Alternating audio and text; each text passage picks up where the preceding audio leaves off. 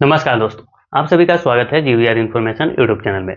दोस्तों, जैसा कि मैंने आप सभी को बोला कि हमने अभी 500 क्वेश्चंस की सीरीज शुरू की है और ये 500 जो क्वेश्चंस है, इसके साथ हम पूरे जो भी कॉन्सेप्ट हो सकते हैं, जो भी उससे क्वेश्चंस बन सकते हैं, वो सारे हम लोग यहाँ पे डिस्कस करते हैं। तो उम्मीद करते हैं कि आपको ये सीरीज बहुत ही पसंद आ रहा होगा। तो इसको चलिए हम अभी शुरुआत करेंगे। दोस्तों, मैं बताना चाहता हूँ कि आपका जो एनटीपीसी एग्जाम है या फिर रेलवे ग्रुप डी का एग्जाम है या फिर आप एसएससी का तैयारी करते हैं, किसी भी एग्जाम के लिए ये काफी इंपॉर्टेंट है।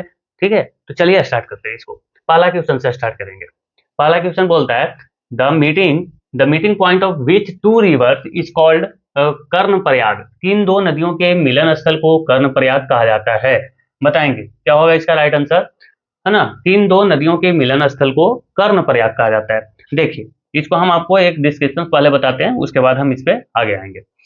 ये देखिए, ये जो आपको जो ये केसरिया कलर वाला जो आपको जो दिख रहा है, ये कौन सी नदी है? तो आप बोलेंगे कि ये अलकनंदा नदी है। कौन सी नदी?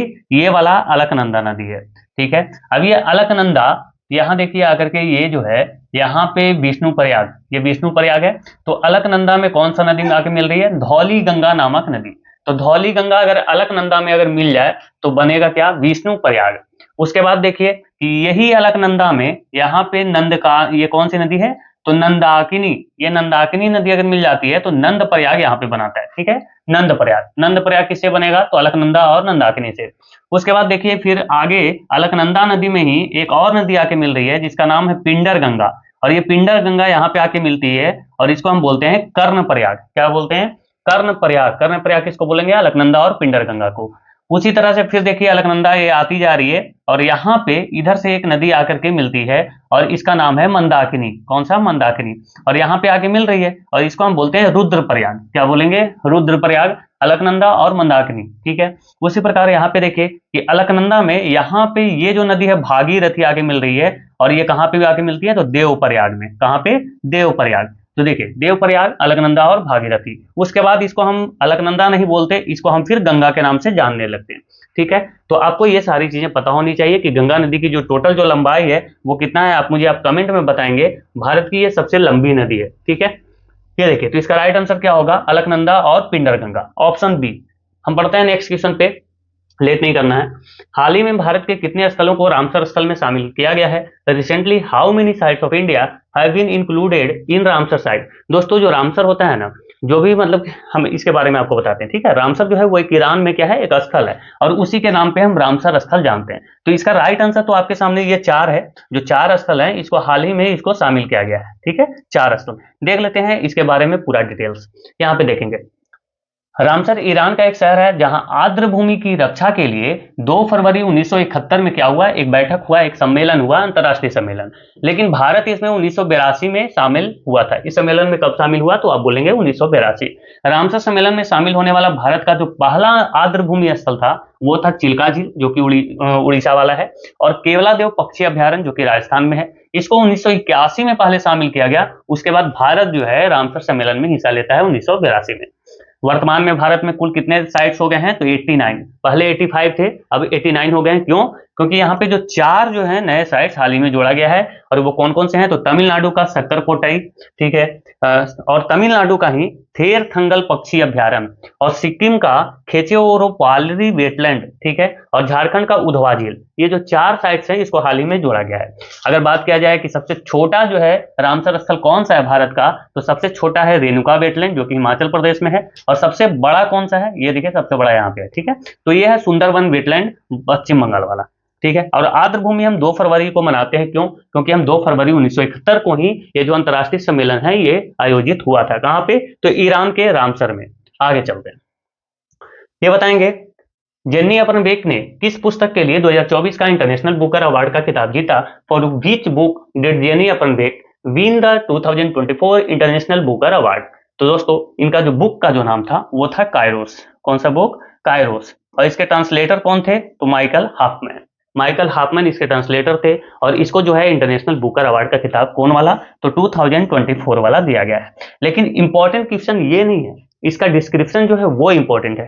ठीक है, तो देखिए इसका डिस्क्रिप्शन क्या है, यहाँ पे देखेंगे।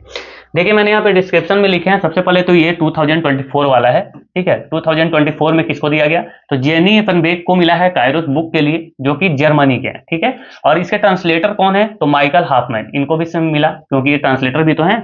और इंटरनेशनल बुकर अवार्ड में प्राइज मनी कितना दिया जाता है, तो 50,000 पाउंड जो है वो प्राइज मनी दिया जाता है, पुरस्कार राशि दिया जाता है। हम बात करेंगे सबसे पहले तो कि वैसे कौन कौन से इंडियन हैं जिन्होंने इंटरनेशनल बुकर अवार्ड जीता है। तो ये जो इतने व्यक्ति जो दिख रहे हैं 6 व्यक्ति, तो इन्होंने क्या जीता है, इंटरनेशनल बुकर अवार्ड। ये इंपॉर्टेंट है आपके लिए, इसको जरूर नोट डाउन कीजिएगा आप। VS Naipaul, in a free state इनका पुस्तक का नाम था, और इसके लिए 1971 में इन्होंने इंटरनेशनल बुकर अवार्ड जीता। सलमान रुश्दी ने मिडनाइट चिल्ड्रन बुक के लिए 1981 में क्या जीता, International Booker award. Arundhati Roy ने the God of a Small Things के लिए 1997 में इंटरनेशनल बुकर अवार्ड जीता। किरण देसाई ने द इनहेरिटेंस ऑफ लॉस के लिए 2006 में इंटरनेशनल बुकर अवार्ड जीता। अरविंद अडिगा ने द व्हाइट टाइगर, देखिए कितना बार ये पूछा गया है ना, द व्हाइट टाइगर के लिए 2008 में इन्होंने जीता था इंटरनेशनल बुकर अवार्ड। और Geetanjali Shree the Tomb of Sand पुस्तक के लिए 2022 में इंटरनेशनल बुकर अवार्ड जीता। अगर आपसे पूछ लिया जाए कि 2023 में किसने जीता, तो 2023 में जॉर्जी गॉस्पिदिनोव ने जीता था द टाइम शेल्टर के लिए। किसके लिए, द टाइम शेल्टर के लिए। लेकिन यहाँ पे भारतीय जो है इसको जरूर आप ध्यान में रखेंगे, ठीक है। आगे बढ़ते हैं, पसंद आए तो इसको जरूर आप एक बार लाइक जरूर कीजिएगा सेशन को, ठीक है। निम्नलिखित में से भारतीय संविधान के किस संशोधन द्वारा अनुच्छेद 19 के 1 के सी में सहकारी समितियां शब्द जोड़ी गई थी। मोस्ट इंपॉर्टेंट क्वेश्चन, बहुत ज्यादा पूछे जाने की संभावना है। By which of the following amendments of the Indian constitution the word cooperative societies were added in article 19(1)(c)। जल्दी से बताएंगे क्या होगा इसका राइट आंसर। तो इसका राइट आंसर है 97वां संविधान संशोधन, जो कि कब किया जाता है दोस्तों, 2011 में। दोस्तों आपको जानने की जिज्ञासा हो सकती है कि सहकारी समितियां क्या होती है। तो कोई ऐसा संगठन जहां सदस्य जो होते हैं अपने आर्थिक या फिर सामाजिक या फिर सांस्कृतिक जो भी उनका जो जरूरतें होती है उसको पूरा करने के लिए स्वैच्छिक रूप से मिलकर के काम करते हैं। और इसमें क्या होता है ना कि हर सदस्य को समान अधिकार होता है। ऐसा नहीं है कि इसमें कोई बहुत बड़ा होगा और कोई छोटा होगा, नहीं, हर किसी को अधिकार कैसा होता है, समान होता है। और भारत में जो सहकारी समितियां हैं वो कैसे काम करती हैं, तो कृषि के क्षेत्र में काम करती हैं, बैंकिंग के क्षेत्र में काम करती हैं, आपने देखा होगा गांव गांव, है ना। उपभोक्ताएं जो वस्तु जो होती है, उपभोक्ता वस्तुएं, उसके क्षेत्र में काम करती हैं, या फिर आवास जैसे जो क्षेत्र होते हैं वहां पे काम करती हैं कौन, तो भारत में सहकारी समितियां। और सहकारी समितियों को संवैधानिक दर्जा देने के लिए और उनके जो अधिकार है उसको संरक्षण करने के लिए, संरक्षण देने के लिए 2011 में 97वां संविधान संशोधन किया जाता है। और इसमें आर्टिकल 19 के 1 के सी में सहकारी समितियों को जोड़ा जाता है, शब्द जोड़ा जाता है। दोस्तों और भी मैं बताना चाहूंगा कि सहकारी समितियों का जो उल्लेख है वो कहां पे है, सहकारी समितियों का उल्लेख कहां पे है, तो भाग, यहां पे आप जरूर लिखिएगा, भाग 18 है ना, हाँ भाग 18 है, नहीं भाग 9 है ना, भाग 9 होगा, सॉरी भाग 9 होगा। भाग 9 के बी में, भाग 9 के बी में सहकारी समितियों का उल्लेख है। अगर आपसे अगर आर्टिकल इसका अगर पूछा जाए कि इसका अनुच्छेद कौन सा है, अनुच्छेद कहां से कहां तक सहकारी समितियों का उल्लेख है, तो इसको भी आप जरूर से याद रखेंगे, 243। क्या 243, सिर्फ 243 नहीं, 243 के जेड सबसे पहले याद रखेंगे।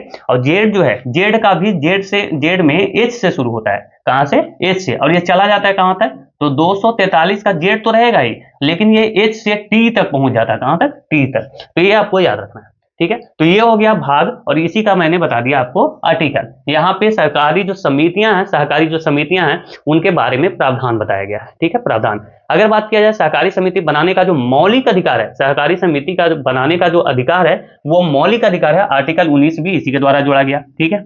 ये देखिए यहाँ पे क्या है, तो ये बोलेंगे ये सहकारी समितियों के बारे में प्रावधान यहाँ पे दिया गया है, और यहाँ पे बोला गया है कि सहकारी समितियां बनाना हम लोगों का क्या है, तो मौलिक अधिकार है, इस अनुच्छेद में दिया गया है। बात करें कि और इसका कहां पे वर्णन है, तो डीपीएसपी में भी इसका वर्णन है, डीपीएसपी डायरेक्टिव ऑफ, ये वाला मतलब राज्य का नीति निर्देशक सिद्धांत, वहां पे आपको एक आर्टिकल मिलेगा 43 का बी, क्या 43 बी जो आर्टिकल है, वहां पे भी बोला गया है कि जो सहकारी जो समितियां हैं उनको राज्य का ऐसा कर्तव्य है, राज्य का नीति निर्देशक सिद्धांत है, उनकी वो क्या करे, रक्षा करे, ठीक है। तो आगे बढ़ते हैं, सहकारी समितियों के बारे में आपको नॉलेज हो चुका होगा, आगे बढ़ेंगे।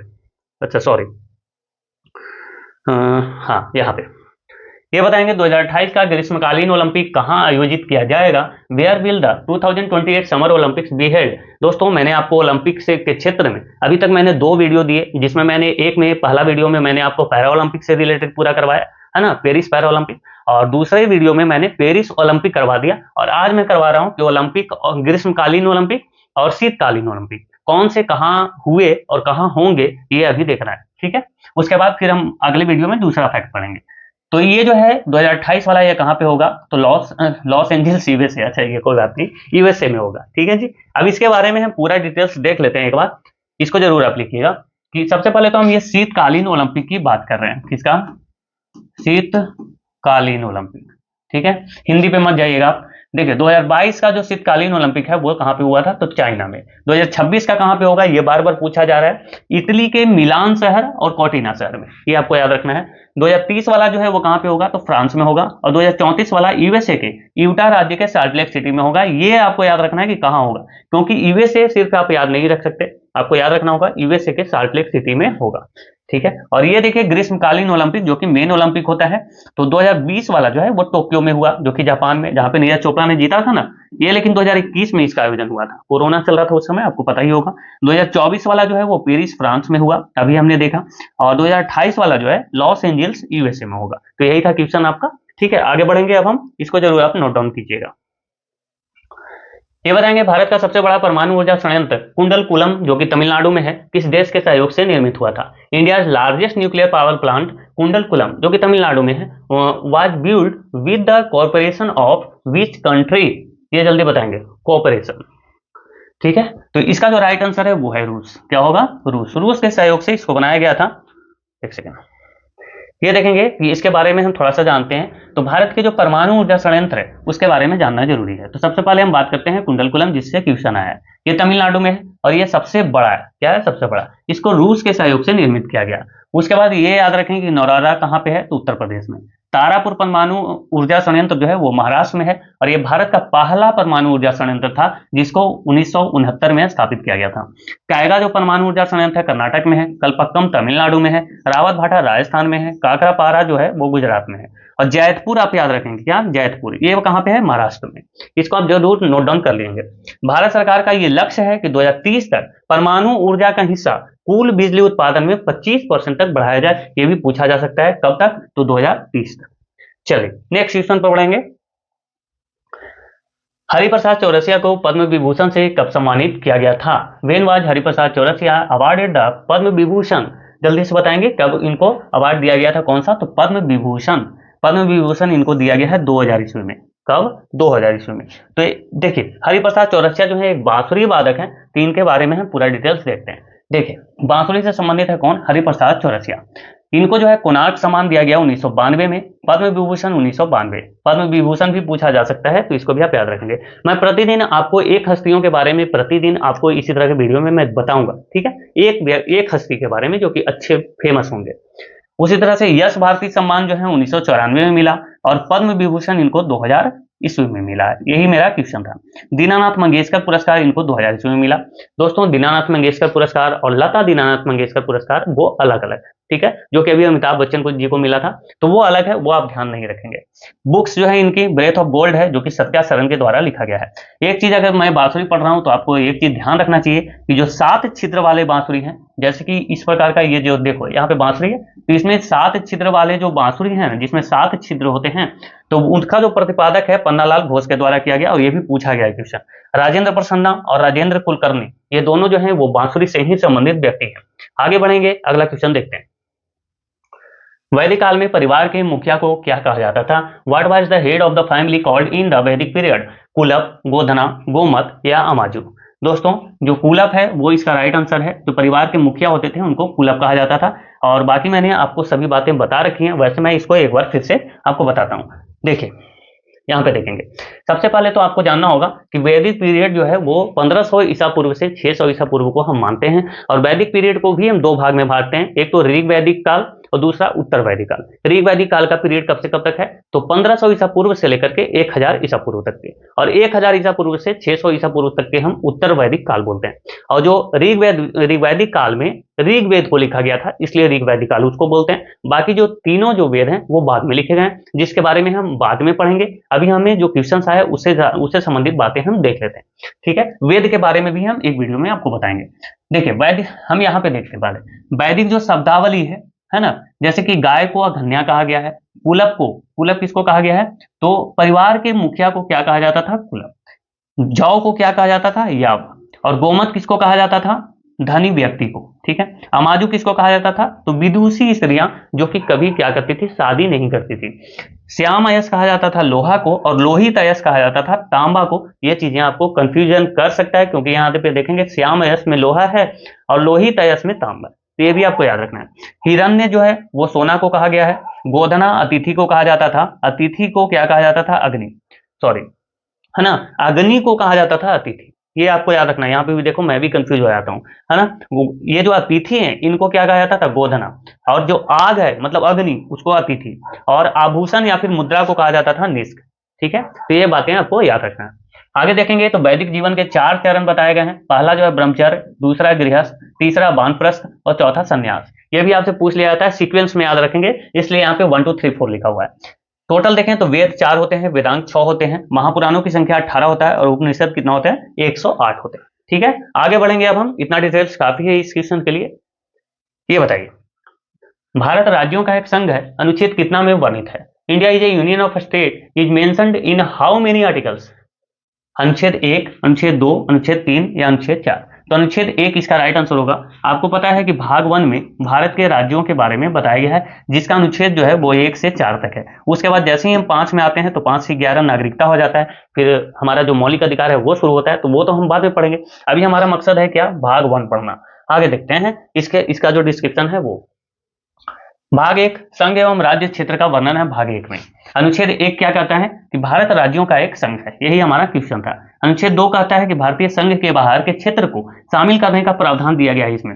जैसे कि आप मानिए कि ये जो है हमारा इंडिया है, ठीक है जी, हालांकि अच्छा नहीं बना, आप समझना बात को, ठीक है। ये इंडिया है, मान के चले कि यहाँ पे कोई मालदीव एक ऐसा कोई देश है जिसको हम चाहते हैं कि ये जो मालदीव देश है हम अपने इंडिया में इसको शामिल करें। ये भी राजी है और हम भी राजी हैं, दोनों तो राजी हैं भाई, तो शामिल कर सकते हैं। तो इसका जो प्रावधान है अनुच्छेद 2 में है।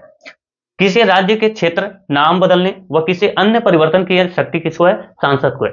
आपने अभी देखा होगा रिसेंट न्यूज में कि केरला जो है वो अपना जो नाम है वो केरलम करने के लिए क्या हो रहा है, वो ऐसा प्रस्ताव रख रहा है। और जो पश्चिम बंगाल है वो भी चाहता है कि हमारा जो नाम है वो क्या हो जाए, तो बंगाल कर दिया जाए। क्यों भाई, वो बंगाल क्यों चाहता है, तो वो चाहता है कि जो अल्फाबेट जो सीरीज है उसमें हमारा नाम क्या हो, क्योंकि पश्चिम बंगाल जब लिखा जाता है ना, या फिर वेस्ट बंगाल, तो अल्फाबेट सीरीज में वो बहुत नीचे आ जाता है उसका नाम, और अल्फाबेट सीरीज में उसका नाम फिर ऊपर भी आ सकता है, ठीक है, जब वो बंगाल हो जाएगा तो।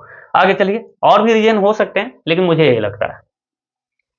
निम्नलिखित में से कौन सा प्रोटीन पाचक एंजाइम छोटी आंत में स्रावित होती है। Which of the following protein digesting enzyme is secreted in the small intestine. पीतरस, जिसको आप बाइल बोलते हैं, लाइपेज या फिर ट्रिप्सिन या फिर पेप्सिन। जल्दी से बताएंगे क्या होगा इसका राइट आंसर।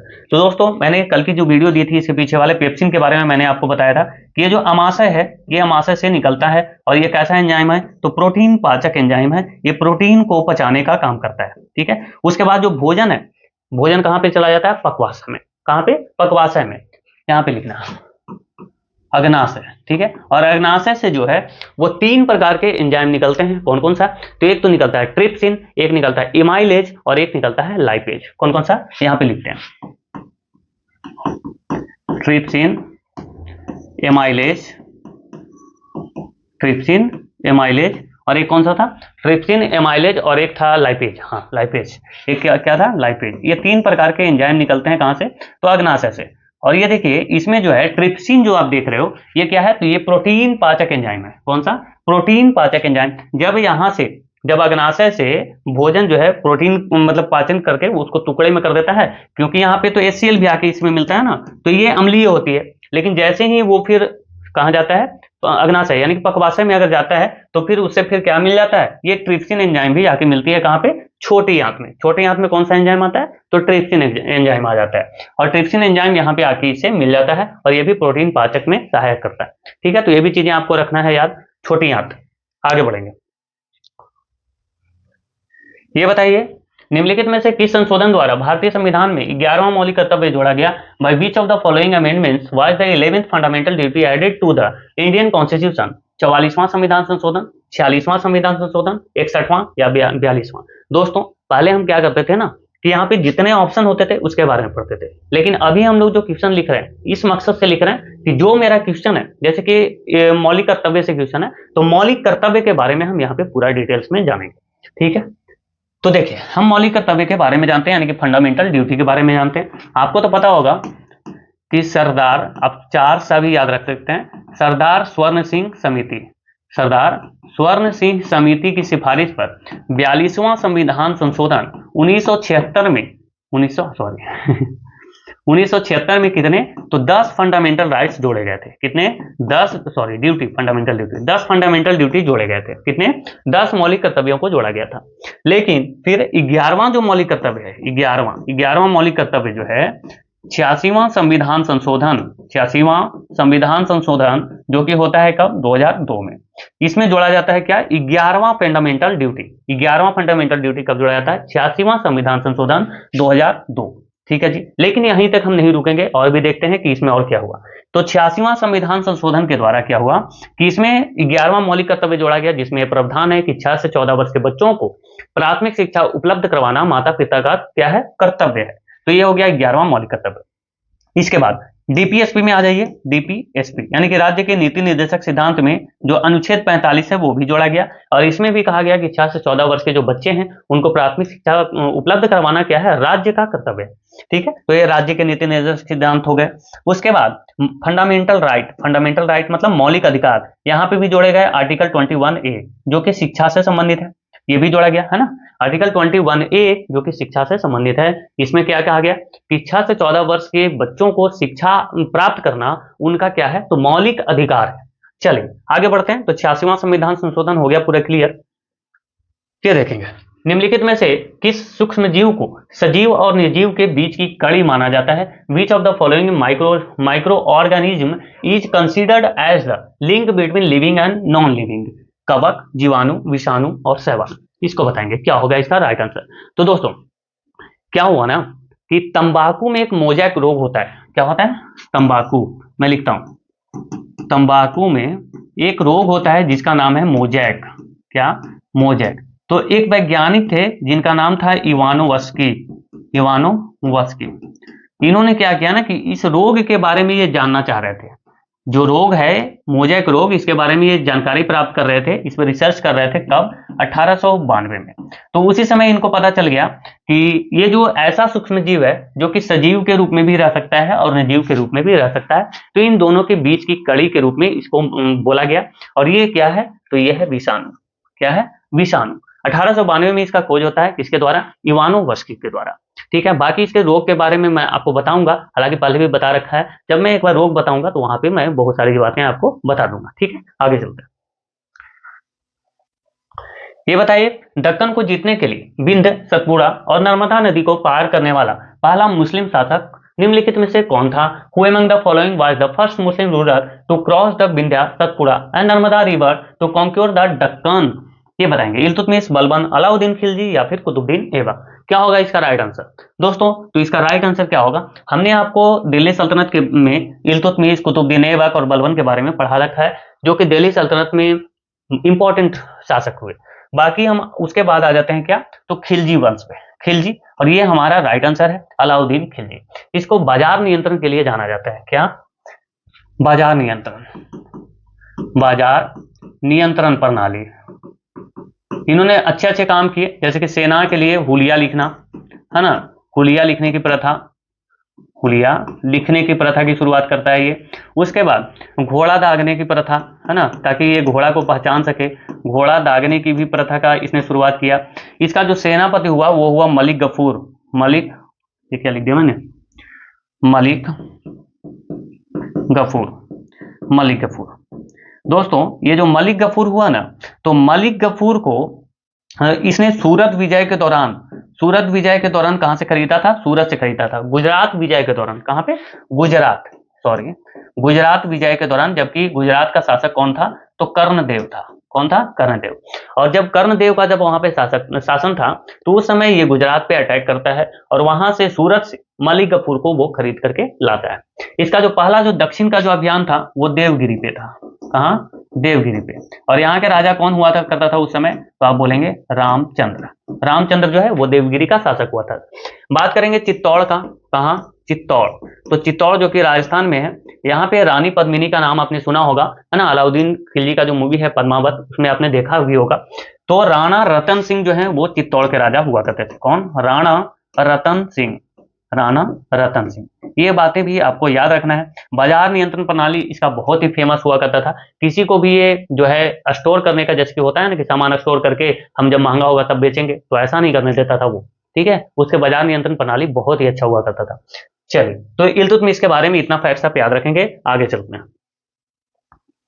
इल्तुतमिश नहीं, सॉरी, अलाउद्दीन खिलजी, मैंने गलत बोल दिया। निम्नलिखित में से कौन सी नदी भारतीय रेगिस्तान की एकमात्र बड़ी नदी है? Which of the following river is the only major river of the Indian desert? Kosi नदी, बेतवा नदी, लूनी नदी या फिर बनास नदी? तो सबसे बड़ी नदी तो यही है ना, लूनी नदी, जो कि रेगिस्तान में ही क्या हो जाती है? लुप्त हो जाती है, और ये पश्चिम की ओर बहने वाली नदी है।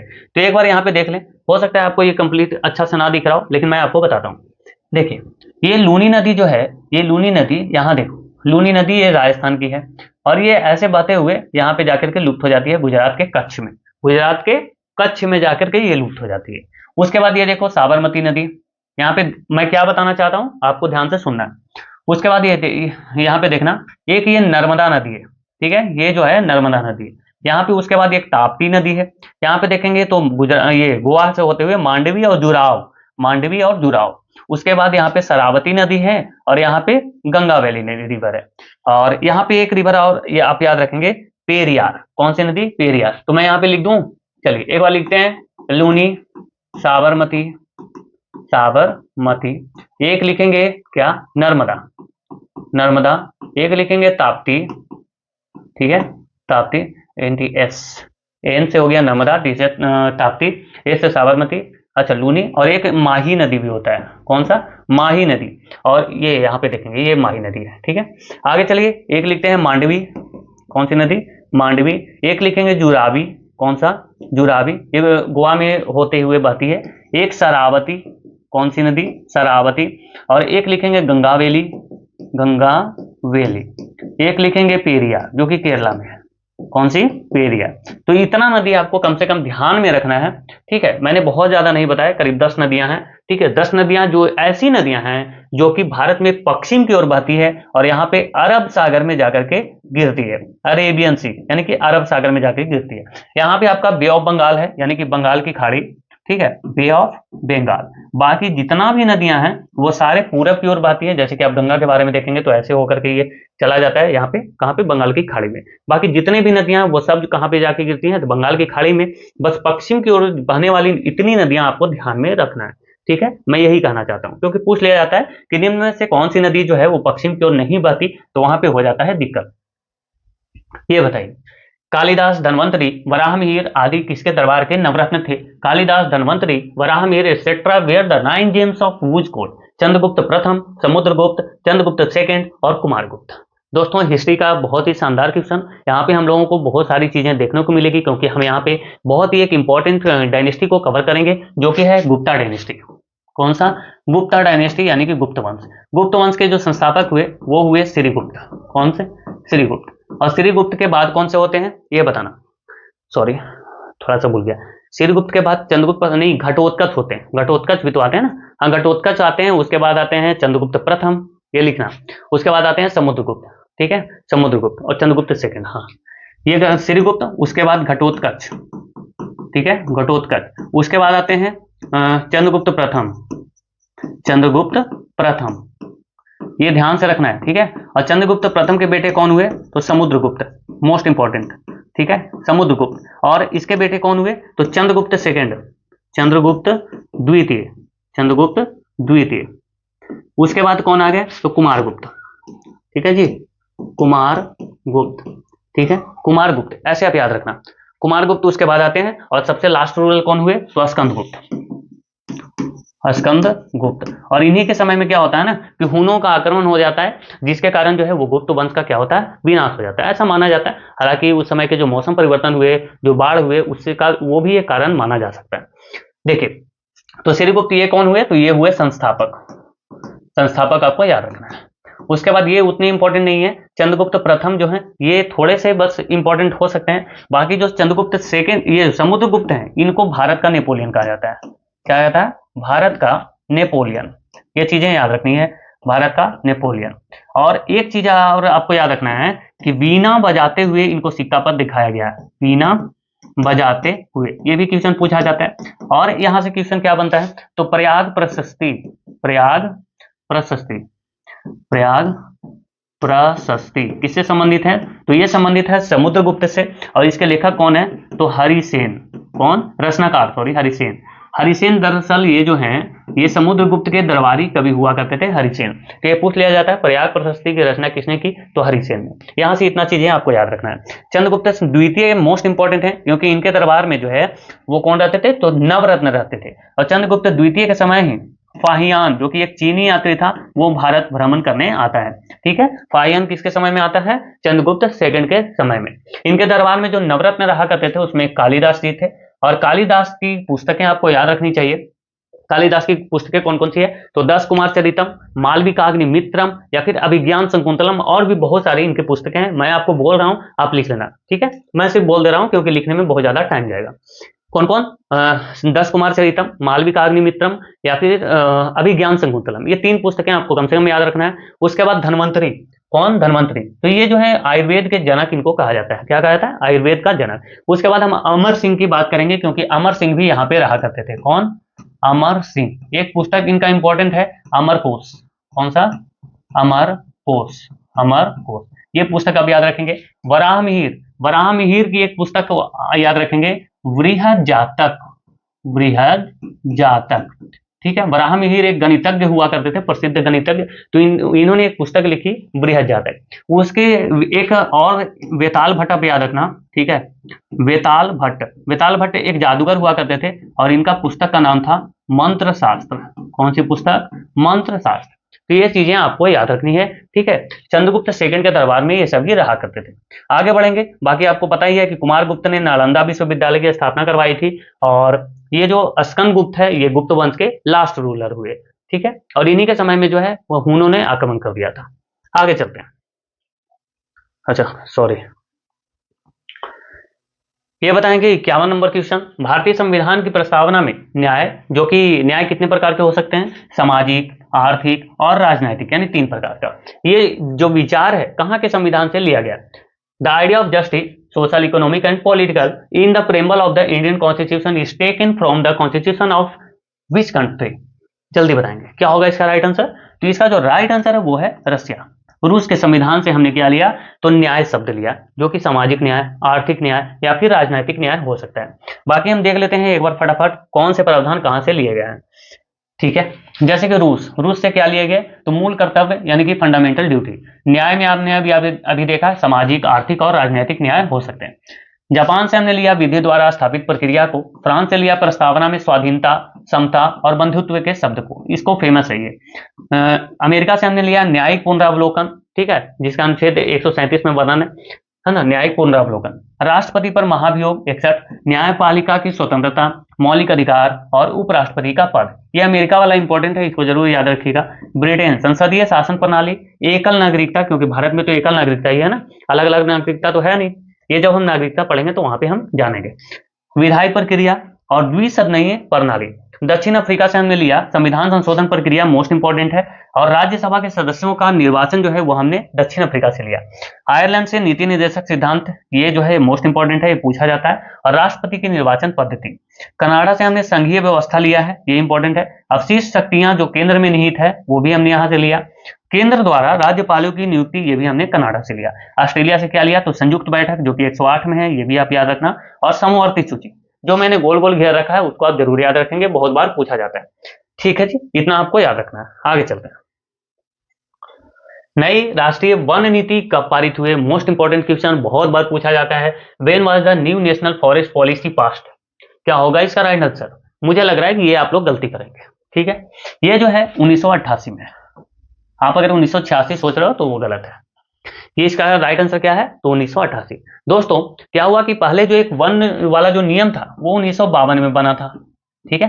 तो नियम तो क्या होते हैं कि नियम एक बार अगर बन जाए तो इंसान की जरूरतें हो सकती है कि अलग हो जाए, कुछ समय के बाद परिस्थितियां बदल जाती हैं, बहुत सारी चीज बदल जाते हैं, तो फिर ये नियम कानून को भी बदलने की जरूरत पड़ जाती है। जैसे आप अभी देख रहे होंगे वक्फ बोर्ड वाला जो नियम है उसको अभी हमने बदलने की प्रक्रिया शुरू कर दी है, और हम अभी सोच रहे हैं, क्या सोच रहे हैं कि जो समान सिविल संहिता आर्टिकल 44, ठीक है, इसको हम लागू करना चाहते हैं पूरे देश में, जो कि अच्छा भी है ना, अच्छा है। तो 1952 में ये कानून बना था, तो ये पुराना हो गया, तो उसके बाद 1988 में इसको संशोधित कर दिया गया और बना दिया गया क्या? तो नई राष्ट्रीय वन नीति, नई राष्ट्रीय वन नीति, इसको याद रखना है। 1988 में इसको लागू किया गया। इसके अनुसार जो है भारत में इसको क्या करना है, इसका उद्देश्य क्या है, अगर ये पूछ लिया जाए कि इसका उद्देश्य क्या है, तो दोस्तों इसका उद्देश्य है पर्यावरण की जो स्थिति है, पर्यावरण की जो स्थिति है वो सुनिश्चित करना है कि पर्यावरण की स्थिति ना बिगड़े, क्योंकि पर्यावरण की स्थिति बिगड़ेगी तो हमारी स्थिति बिगड़ जाएगी, क्योंकि हम दोनों क्या है, एक दूसरे पे इंटरडिपेंडेंट है। अगर वन नहीं होगी तो हम लोग नहीं रहेंगे, रह पाएंगे, और अगर हम लोग नहीं रह पाएंगे तो वो नहीं रह पाएंगे, ठीक है, इंटरडिपेंडेंट हम लोग। उसी तरह से कुछ और भी चीजें देखते हैं। तो इसके लिए वन की स्थिति ना बिगड़े, इसके लिए इन्होंने बताया कि 33% जो है वन की आवश्यकता है। कितना? 33% जो वन है वो होना चाहिए, 33% भूमि पे। लेकिन भारत में जो है वो लगभग 21% के आसपास में वन है, ठीक है, 33% नहीं है। बाकी बात करते हैं वन संरक्षण अधिनियम, एक एक करके आप लिखेंगे, ठीक है, ये पूछे जाते हैं। वन संरक्षण अधिनियम, इसको कब लाया गया दोस्तों? तो वन संरक्षण अधिनियम को लाया गया 1980 में। 1980 में अगर बात कर लिया जाए कि जो पर्यावरण शोध संस्थान है, पर्यावरण शोध संस्थान है ना, वन अनुसंधान केंद्र कहाँ पे है? सॉरी, वन अनुसंधान केंद्र ये कहाँ पे है? वन अनुसंधान केंद्र ये कहाँ पे है? तो ये है देहरादून, ये भी आप लिख लीजिएगा, ठीक है, देहरादून में है, जो कि उत्तराखंड में है ना, उत्तराखंड में। नेक्स्ट आप लिखेंगे वन अधिकार अधिनियम, वन अधिकार अधिनियम, क्योंकि हमारा भी क्या है, वन पाने का अधिकार है। तो वन अधिकार अधिनियम कब आया? 2006 में, ये भी लिखेंगे, वन अधिकार अधिनियम यानी कि एक्ट, इसको कब लाया गया? इसको किया गया 2006 में। उसके बाद एक और आप लिखेंगे, एक और लिखेंगे, ये भी पूछ लिया जाता है, वन्यजीव संरक्षण, वन्यजीव संरक्षण अधिनियम, क्योंकि वन्य जीव का क्या करना है भाई? तो संरक्षण करना है, जो वन्य में जो जीव हैं उसको हमें क्या करना है? बचाना है। इसको लाया गया था 1972 में। तो ये सारी इतना फैक्ट आपको वन से याद रखना है। बाकी हम लोग जब मिट्टी के बारे में पढ़ेंगे तो वहां पे बहुत सारे फैक्ट हम अभी पढ़ने वाले हैं, ठीक है जी। आगे चलते हैं। ये बताइए कृषि किस प्रकार की मानवीय आर्थिक क्रिया है? What type of human economic activity is agriculture? प्राथमिक, द्वितीय, तृतीय या सभी? दोस्तों हम एक एक करके जानते हैं। सबसे पहले तो हम लिख लेते हैं कि प्राथमिक, क्या प्राथमिक 3 प्रकार के सेक्टर हो सकते हैं, प्राथमिक होते हैं, द्वितीय होते हैं और क्या होते हैं? तृतीय होते हैं, तृतीय, ठीक है। तो प्राथमिक में कौन कौन सा चीज आता है? तो प्राथमिक में आता है कृषि, वानिकी, क्या आता है? कृषि, वानिकी या फिर मछली पालन, मछली पालन ये भी आता है प्राथमिक क्षेत्र में, क्योंकि ये भी हाँ ठीक है, कृषि, वानिकी, मछली पालन ये किस में आते हैं? तो प्राथमिक क्षेत्र में आते हैं। और इसी में आप खनन भी लिख सकते हो, ठीक है, खनन, जो खनन होता है ना कोयला वगैरह का, वो। द्वितीय क्षेत्र में किस पे क्या आता है? तो आप लिखेंगे उद्योग, क्या लिखेंगे? उद्योग, जैसे कि निर्माण, है ना, निर्माण आप लिख सकते हैं, विनिर्माण, निर्माण लिख सकते हैं, विनिर्माण लिख सकते हैं, या फिर किसी चीज का हम क्या करते हैं? उत्पादन करते हैं, जैसे कि कोई किसी भी चीज का उत्पादन करे, तो जैसे कि मान के चलिए ये पेन का ही उत्पादन हुआ, तो ये भी क्या है? ये भी तो उद्योग ही है ना, कहीं ये उद्योग में ही बना होगा, तो ये भी क्या है? सेकंड क्षेत्र में आता है। तृतीय क्षेत्र में जितनी भी सेवाएं हैं, कौन सी सेवाएं? जैसे कि सेवाएं के अंतर्गत आप बैंकिंग के ले सकते हो, बैंकिंग, और वित्त व्यवस्था जितना है वो आप बोल सकते हैं, ये तृतीय क्षेत्र का भाग है। बैंकिंग हो गया, वित्त हो गया, इंफॉर्मेशन टेक्नोलॉजी हो गया जिसको आप आईटी बोलते हैं, ये भी लिख देते हैं, आईटी लिख देते हैं, ठीक है, आईटी। या फिर जो भी स्वास्थ्य सेवाएं हैं वो तृतीय क्षेत्र के सेवाएं हैं, ठीक है, जो भी सेवाएं होंगे, है ना, जो सर्विसेज वाला काम है वो तृतीय क्षेत्र। और अगर बात करें कि जीडीपी में योगदान किसका कितना है, तो ये भी आप देख लो। जीडीपी में प्राथमिक क्षेत्र का योगदान जो है वो 16 से 18% ही है, हालांकि ये धीरे धीरे अभी कम भी रहा है। अगर द्वितीय क्षेत्र की बात करें तो ये 25 से 30% का योगदान करता है द्वितीय क्षेत्र। बाकी जो तृतीय क्षेत्र है वो 55 से 60% का योगदान करता है जीडीपी में। किसमें? जीडीपी, ठीक है। तो ये भी आपको याद रखना है, सर्वाधिक योगदान किसका है, तो तृतीय क्षेत्र का। आगे चलेंगे, लेकिन प्राथमिक क्षेत्र में सर्वाधिक योगदान किसका है, तो कृषि का। अगर प्राथमिक क्षेत्र में सिर्फ पूछा जाए कि प्राथमिक क्षेत्र में सर्वाधिक योगदान किसका है, तो कृषि का होगा। तो इसका राइट आंसर क्या होगा, कृषि किसमें आएंगे, प्राथमिक क्षेत्र में। ये सारी बातें आपको नोट डाउन कर लेनी है। ये बताएंगे 54 नंबर क्वेश्चन, देवदास उपन्यास के लेखक कौन है? Who is the author of novel Devdas? Premchand, Sarat Chandra Chattopadhyay, मछली शरण गुप्त या फिर फणीश्वरनाथ रेणु? दोस्तों देवदास ये जो है शरत चंद्र चट्टोपाध्याय के द्वारा लिखा गया। बात करेंगे प्रेमचंद की, तो प्रेमचंद ने लिखा है गोदान, क्या लिखा, गोदान, गबन।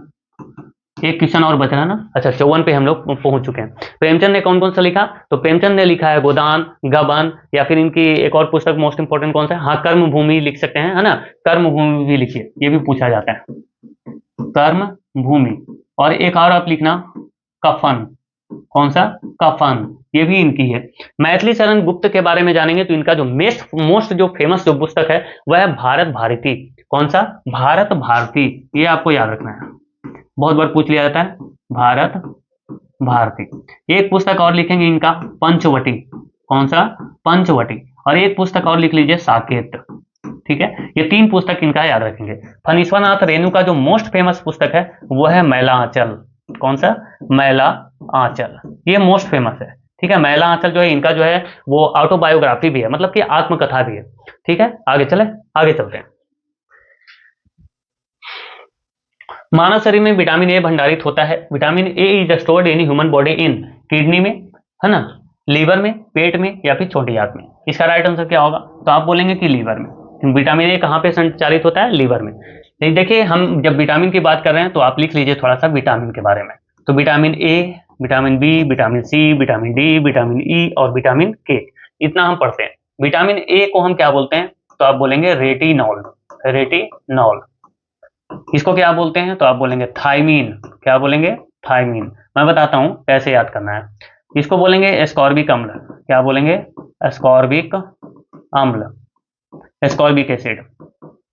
इसको क्या बोलेंगे, कैल्सीफेरॉल, क्या बोलते हैं, कैल्सीफेरॉल। एक एक करके लिखना आप जरूर। ई को क्या बोलेंगे, टोकोफेरॉल, क्या बोलेंगे, टोकोफेरॉल।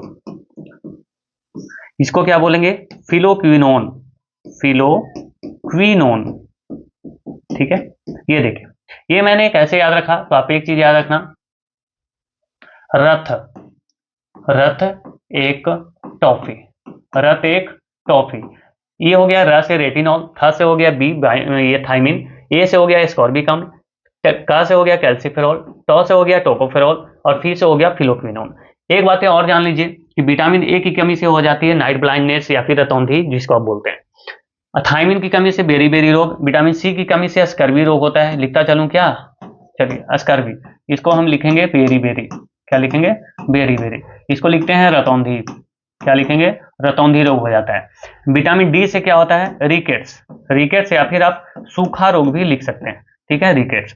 विटामिन ई से क्या होता है, तो जनन शक्ति इसमें क्या हो जाता है, कम हो जाता है, जनन शक्ति का छीन हो जाना। या फिर फिलोक्विनोन, विटामिन के की कमी से क्या होता है, तो रक्त का थक्का नहीं बनता, है ना, रक्त का थक्का नहीं बनता है। तो ये भी आपको याद रखना है। बात करें अगर एक विटामिन और आप याद रखेंगे, विटामिन B12। विटामिन B12 में क्या पाया जाता है, कोबाल्ट पाया जाता है, क्या पाया जाता है, कोबाल्ट। और विटामिन B12 को हम क्या बोलते हैं, तो आप लिख लीजिए इसको भी साइनोकोबालामिन, साइनोकोबालामिन, ठीक है। ये भी आपको याद रखना है। विटामिन B12 को ही हम बोलते हैं, इसमें कोबाल्ट पाया जाता है। तो इसका राइट आंसर क्या है, लीवर। तो ठीक है, हम लोग अभी 20 क्वेश्चंस कर पाए हैं, बहुत ही अच्छे डिस्क्रिप्शन हैं। मुझे लग रहा है कि बहुत लेट भी हो गया है, तो थैंक यू सो मच दोस्तों। और आपको ये सेशन कैसा लगता है आप जरूर कमेंट करके बताना। तो आपको क्या लगता है कि इसमें मेहनत हुई है क्या, ये जितने भी जो क्वेश्चंस हैं क्या ये उपयोगी हैं, क्या ये एग्जाम में पूछे जाएंगे। मैं तो बोल रहा हूँ कि कोई भी अगर एग्जाम आएगा ना, तो वहां पे अगर 50 क्वेश्चन आएंगे, तो जो मैं अभी 500 क्वेश्चन करवाने वाला हूँ, आप देख रहे होंगे अभी तक हमने 55 क्वेश्चन ही करवाए हैं, लेकिन 55 क्वेश्चन में भी आपको जरूर 2 से 3 क्वेश्चन आपको मिल जाएंगे। ठीक है, ये मेरी गारंटी। जब 500 क्वेश्चन पूरे हो जाएंगे, तो मैं बोलूंगा कि अगर 50 क्वेश्चन पूछे जाएंगे ना, तो वहां से करीब करीब करीब 35 से 40 क्वेश्चन सिर्फ इसी में से आएंगे, क्योंकि हम लोग बीच बीच में करंट अफेयर्स को भी कवर करते जा रहे हैं, ये आपको ध्यान में रखना पड़ेगा। ठीक है, तो थैंक यू सो मच। और अगर आपका कोई और भी अगर सजेशन है, तो आप मुझे कमेंट बॉक्स में जरूर करना, और इस वीडियो को लाइक करना है, और अगर पसंद आए तो इसको जरूर शेयर कर दीजिएगा। ठीक है, और ये तो जानते ही आप, इसको सब्सक्राइब भी आप कर सकते हैं अगर आपको उपयोगी लगे तो। ठीक है, फिर मिलेंगे हम नेक्स्ट वीडियो में, तब तक के लिए जय हिंद दोस्तों।